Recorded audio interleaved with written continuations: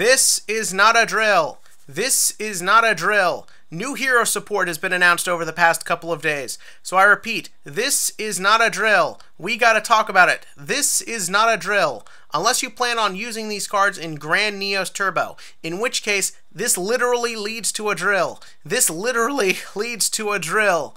So yeah, if you're excited as I am, then you're excited because you don't have enough common sense to just play Sky Striker, and you're excited for new hero cards.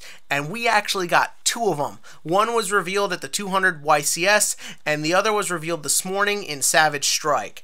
And this is actually kind of expected because the legendary decks come out in like 2 weeks, I think, and Savage Strike is the next set, and they've been hinting at Neo support for a while now. So these two cards coming out around this time is expected, and honestly, I didn't even really want to talk about one of them because it's, you'll see in a minute. But when the other one came out, and when I saw what it did, I realized what I wanted to say about both of them. And that's what we're here to talk about today. We're going to talk about both cards and how one really should be ripping off the effect of the other. First up, let's talk about the one revealed at the 200th YCS, the arguably star of the new legendary decks, Extra Hero Dread Decimator. That's not a very hero-sounding name, and that artwork is a little on the random side. Feels kind of last minute and a little gimmicky, like they just thought it would be cool to sell a product. Anyways, so at first glance, this card actually has some good stuff going for it. The Dark attribute is fantastic. It gives it synergy with Dark Law as well as Anki, and also can help in emergency Miracle Fusion plays in case you need to get out of Dark Law, and who knows, maybe even works well with Destiny Heroes. I haven't read those cards in a while. But Dark is always a good attribute to have. Also, 3 link arrows pointing down. Beautiful. Arguably the best arrows in the game because it just enables so many zones, and heroes have definitely been missing their sort of extra deck toolboxy aspect. So to see it get kind of its Master Rule 4 update gives heroes some more room to play, and it just warms my heart as a hero fan. And then you read the effect of this thing and its summoning conditions, and that warmth goes away. First up, the materials. 2+ hero monsters. Card is ruined right then and there.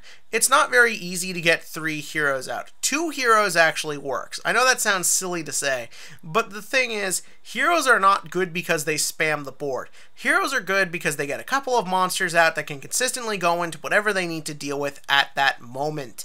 That's why the rank 4 variant was so popular, because of Bubble Beat. If you want to play Bubble Beat with this thing, sure, I guess, but after you get this thing out, you don't have any really more monsters to work with. Yeah, you can use Miracle Fusion, but now you're talking about a card that's arguably a little dated, and it's just not very useful. This thing should have just been 2 warriors, because then you just summon your Isolde, use your amount of equip spells, summon whatever you want, and just make this thing and be done with it. But that's too broken, some of you may be saying. Well, Summon Sorceress exists, and also it's heroes. Having quick access to a Link 3 isn't breaking anything. Well, maybe this thing's effect will save it. Oh boy. So this thing's effect is this card, also any hero monsters it points to, gains X100 attack for each hero monster with a different name in your graveyard. Then if it attacks a defense position monster, inflict piercing damage. That's right, it's a fucking field spell that requires you to go -3 to summon it. This thing is absolute fucking trash. Now yes, it is better link arrows and a better attribute than Wonder Driver, but where Wonder Driver has an effect that sort of works with what heroes do, this does not. Heroes at the moment don't really play a ton of different names, and simply making something that requires it at the effect ain't gonna change that. Like, the thing is, if you want to really utilize this thing, you then have to dedicate 3 resources and then probably use your graveyard to summon out more monsters, i.e. making the thing's effect even less relevant. So then you get to the other effect, piercing damage. We're in fucking Link format! Like, what are you gonna do? Just start taking in Book of Unit, Book of Eclipse to use this thing? Why? Neither of these effects synergize with the hero's playstyle. If the, like, power boost was huge, like, I don't know, 1,000 attack, sure, fine. whatever. But as it stands, this thing is really underwhelming and really insignificant. You have to dedicate a fuck ton of resources to summon a monster with a terrible effect. This thing is basically worse than Wonder Driver, because at least there's room for experimentation with Wonder Driver. I don't know what anyone is going to do with this thing. It's just really bad and terrible. And I didn't want to talk about it because after being negative about Nebula Neos and Contact Gate, I really just wanted to talk about something positive, so I just was going to ignore it. Then this morning happened, and Neospace Connector was revealed to us. First up, this thing does not have a lazy design.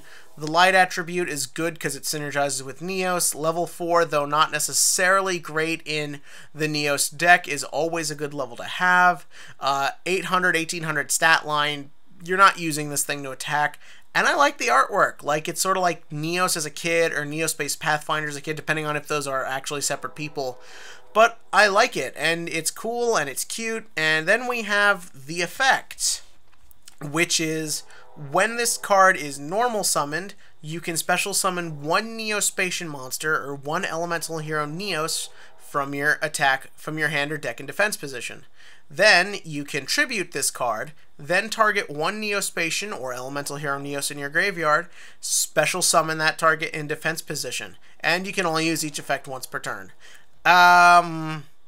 That's actually kind of amazing. I said this in the Nebula Neos thing, that essentially Neos's problem is getting the big guy out and then also being able to get out the Neospatians to work with him. In Neos decks, you have to put in too many resources into just getting your stuff ready to then summon a fusion monster, which kind of only just does one thing. Then this card came out, and it kind of fixes everything. Now again, this is not the be-all, end-all card. This isn't going to make Neos like tier 0 or anything like that. Obviously, it can still be Ashed, it can still be Ghost Ogred, it can still be Veilored and Impertinence. It's not a perfect card. And the fact that you still have to run 6 of the weakest monsters in the whole game doesn't help much either. But it's really actually good when it works, because it's a very simple set of effects. You need a Neos stuff to summon Neos fusions. Here they are. Like, here's the big guy, here's the little guys, and you just go off from there. And then if that's not enough, if, say, you sent one of them to the graveyard thanks to Convert Contact, which is a really good card, or maybe you somehow got this and a Prisma out at the same time, like, this thing actually really sets up a lot of plays and can be really useful in a deck that really just needs consistency and ways to get its plays out. This is a really good playmaker, and it really helps and gives the deck a lot of synergy. And that's the difference between this and the new extra hero, is that this card is actually designed to help its deck. Someone took more than 5 minutes, looked at Neos, looked at what was wrong with it, and then was just like, just got to do this. Make a 1-card toolbox into the whole deck. Don't make it the player has to put in too many resources.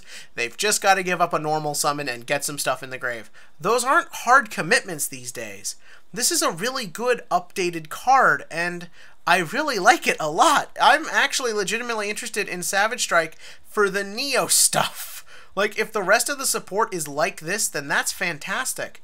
And that's the difference between this and Dread Decimator, is that Dread Decimator doesn't get me excited for anything because it doesn't work with anything.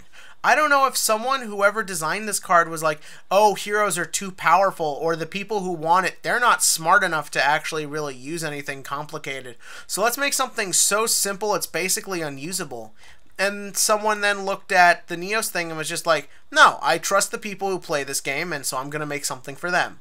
And that's what I want more from hero support. I don't want gimmicky shit that's just meant to be for anime fans. I want something that really is going to make the serious players take these archetypes seriously. We saw a lot of experimentation with heroes at the YCS and just over the past week and a half now that Stratos is back. So the desire is there. Konami's just got to give us the tools to do it, and it sounds like someone wants to. Get this guy on the extra heroes, because he clearly knows what he's doing, and I'm really excited for the Neo stuff. But what did you think? In the comment section below, give me your thoughts on these two new cards. If you have some interesting ways to use the extra hero, because I know some people are already thinking of cool ways to use him, and that's great. But tell me if you're excited for Neos or anything else. And as always, click to like and click to subscribe, and join me for all new hero cards whenever they come out.